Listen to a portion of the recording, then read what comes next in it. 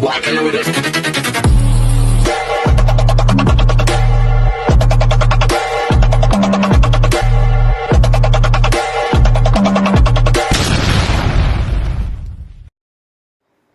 Hi everyone! Good evening! I'm back! It's your Mama Sam dito sa Sam Sam TV. Kamusta naman kayo? Mga amigo, amiga, kumare at kumpare, sana lahat kayo ay okay na okay ngayong araw na ito. At syempre ko ako naman ang tatanungin ninyo, medyo pagod ako today dahil sa sobrang dami ng ginagawa namin sa school. Tapos ang init pa ng panahon.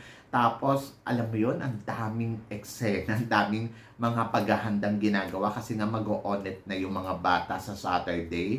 Talaga naman, oh my God, nakaka-drain ang araw namin. Pero syempre sa kabilang banda, masaya naman kasi syempre nakikita mo yung mga kaibigan mo, nakikita mo syempre si PE teacher, nakikita mo ang lahat. Kumbaga parang nag-i-enjoy ka pa din. So yun, okay lang din. Laban na laban pa din ang beauty ng Mama Sam ninyo. Diba? And then, ayun. So, nakakain na rin kami ng hapunan. Masarap ang dinner namin today kasi sino nagluto ng pakpak ng manok na fried chicken. Alam nyo naman ako, gusto ko yung mga fried, diba? So, yun. Ang sarap din ng sausawan ng ginawa niya. Plus, may gulay.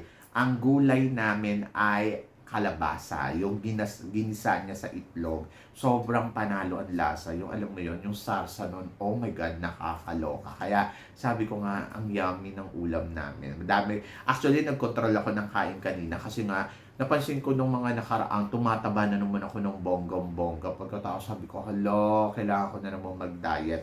So, ayun, kanina nag-control na talaga ako ng kain ko. As in talaga, ang kinain ko lang ay konting-konti lang. Tapos ayun, mas madami yung ulam. O, diba?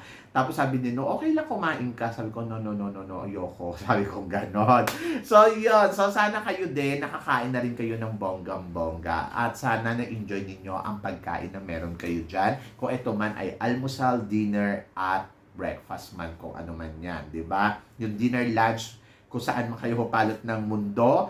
So, yung iba kasi nag-breakfast, yung iba dinner na, yung iba naman lunch pa lang, o diba? So, good luck. So, sana ma-happy kayo sa food ninyo ngayon. O, diba? So, kanina may nagtanong sa akin. So, meron tayong sasagutin na question.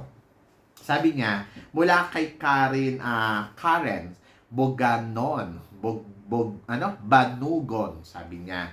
My question is, they are doing anything about their advocacy after losing a pageant. O, diba? Ang bongga. Gusto ko yung tanong niya. And then, meron na naman, sabi niya, Mama Sam, ang repeater parang mga auntie. So, nakakaloka na sila ng mga baguhan. And then, ang laban ba ng Miss Universe ngayon ay baguhan laban sa mga recycled beauty. Okay. So, naloka ako dun sa question. Anyway, dun sa unang question, kung ginagawa ba talaga ng beauty queen ang kanilang advocacy after na matalo sila sa beauty contest. So, or yung mga beauty queen na dagdagan pa natin. So, yung mga beauty queen ba, ginagawa ba nila ang kanilang advocacy after ng reigning nila? So, yun. Kasi, di ba, pag sumasali sila sa pageant, ganito yung ginagawa nila. So, syempre tayo naman, lahat tayo ay talaga naman napapahanga ng bonggang-bongga kasi they are doing well pagdating doon sa advocacy nila na para, oh my God, nakakataba ng puso. Ganito pala talaga sila. O, di ba? Hindi lahat. Marami akong kakilala na mga beauty queen na ginagawa lang nila kasi sumasali sila sa beauty pageant. Yung advocacy na yon. Kaya minsan, hindi talaga sila nanalo kasi hindi naman legit yung kanilang advocacy. I mean, hindi ko naman sinisiraan na. Pero totoo eh. Kumbaga parang yung kanilang advocacy hindi talaga parang totoo. Ginawa lang nila yung gumagawa lang sila para may masabing advocacy. Tumutulong, halimbawa, ito, project ko to. So, parang project ko siya sa taon na to. Kasi sasali ako sa beauty pageant. So, halimbawa, katulad na lang kay Celeste. Bakit hindi siya napasama sa semifinals during her time? Kasi hindi transformational leader yung kanyang advocacy. Kumbaga, yung advocacy niya, yes, totoo, may advocacy. Pero, ibig ko sabihin, parang ginagawa lang niya yun dahil sa lumaban siya ng Miss Universe Philippines. Pero hindi kasi siya yung parang nakakonect sa buhay niya na parang eto ang, halimbawa, kasi kung ginawa mo, gusto ko magturo. Gusto ko magturo dahil ayun yung pwede ko i-contribute ng libre doon sa mga tao sa community, di ba? So, ang ginawa niya, nag-aral siya. So, nag-aral siya tapos nagturo siya sa kalye, yung parang Mila yung dating. O, ayun. So, ayun yung matatawag na transformational leader ka kasi ginawa mo yung advocacy mo during noong-noon pa, tapos ayun, gusto mo na siyang iduktong sa buhay mo para makatulong ka sa kapwa mo. So, yun yung transformational leader. So, maganda nga naman yung kwento kung iisipin mo kasi parang, oo no, so talaga nakaka-inspired. So, yun yung hinanap ng Miss Universe during sa time ni Celeste Cortesi. And then, tawag dito, Michelle D. Si Michelle D, ayun talaga yung legit na transformational leader. So, yung advocacy niya sobrang legit. Ginagawa niya to noon pa. Kasi na-inspired siya na sa kapatid niya. So, yon. Tapos tumulong na siya. So, doon pa lang makikita mo talaga na as transformational leader. Kasi una, meron siyang dalawang kapatid na autism. And then, ayun talaga yung tinututukan niya para maintindihan niya at kung paano niya dadalhin or aasikasuhin yung dalawang kapatid niya. Nag-aral siya ng psychiatrist or psychology.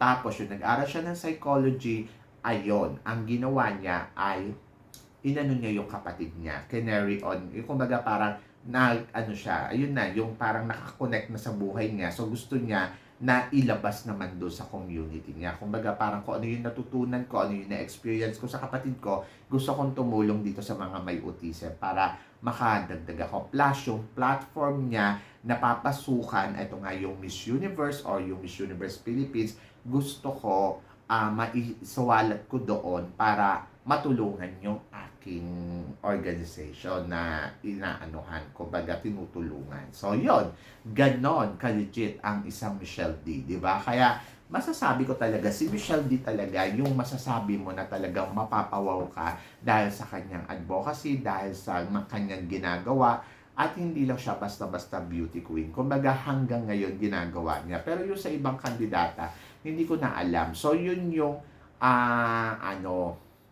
yung, kumbaga, pag sasali sila, dapat may baon silang ganon sa Miss Universe para, alam mo yon, yung malaman talaga na etong babaeng to, hindi lang siya basta-basta beauty queen, kundi sumasali siya dito dahil may platform siya na gusto niyang ipasok sa Miss Universe Philippines. Ganon. So, ano ba yung platform ng girl? Ano ba ang ginagawa ng girl? At ano ba at bakit ka nandirito? Hindi natin titignan lang yung parang, bakit siya maganda? Bakit siya magaling? Ganon. Kumbaga, dapat meron tayong alam kung bakit siya nandirito. Ano ba yung ino-offer niya na kailangan natin maintindihan. So, yon. So, doon naman sa nagsasabi, sabi niya ang mga candidates na lumalaban ngayon dito sa Miss Universe Philippines, yung mga baguhan, kailangan nilang talagang tapatan or kailangan nilang banggain itong mga reyna na ng binibining Pilipinas.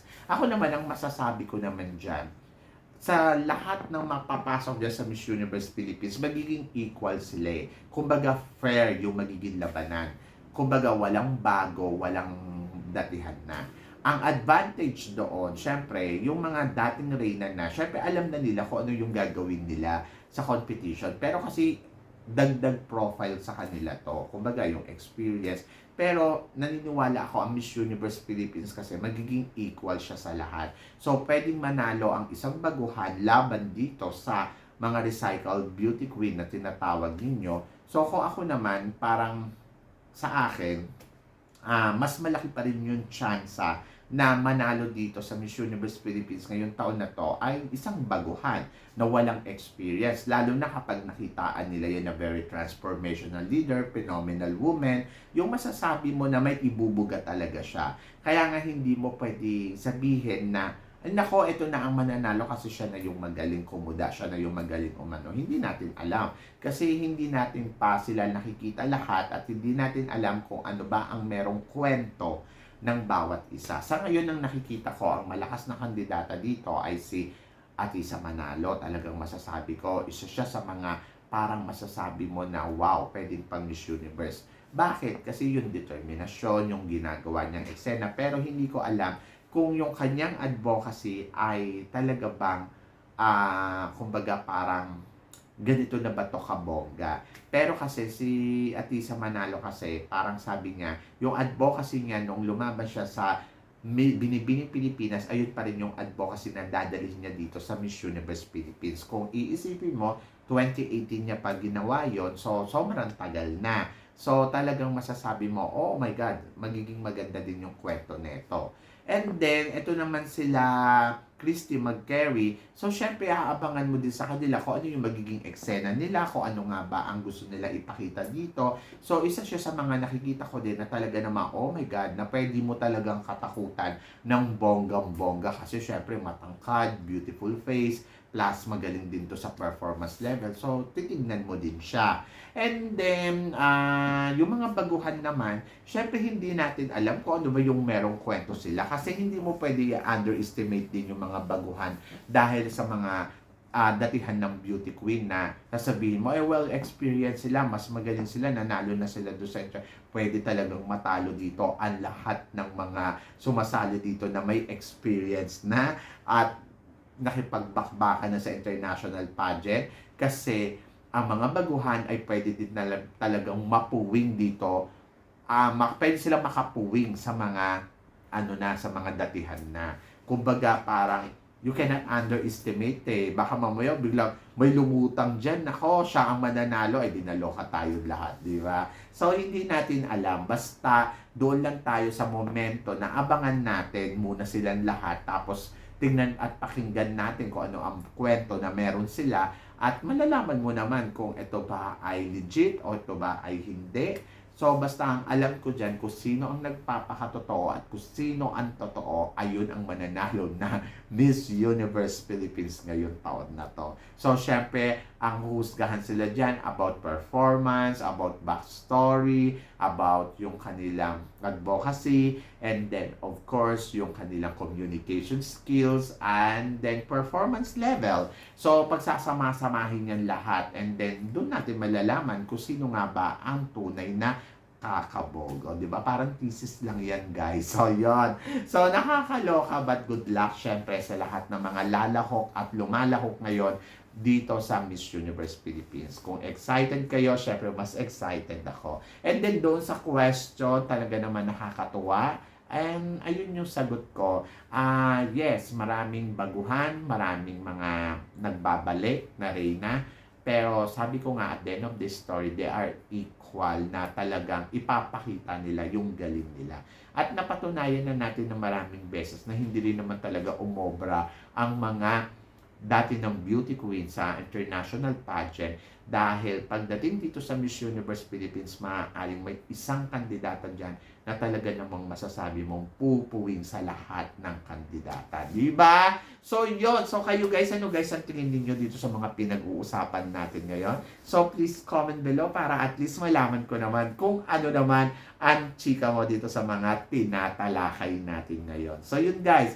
Guys, syempre maraming salamat sa inyong lahat sa walang sawang suporta at pagmamahal na binibigay ninyo dito sa channel ko. At sa mga hindi pa po nakaka-subscribe dyan, please don't forget to click like and subscribe my channel. At i-click nyo na rin po ang notification bell para lagi kayong updated. Syempre sa aking mga chika. So guys, hanggang dito na lang. Hanggang sa muli nating chikahan. See you tomorrow. Thank you guys.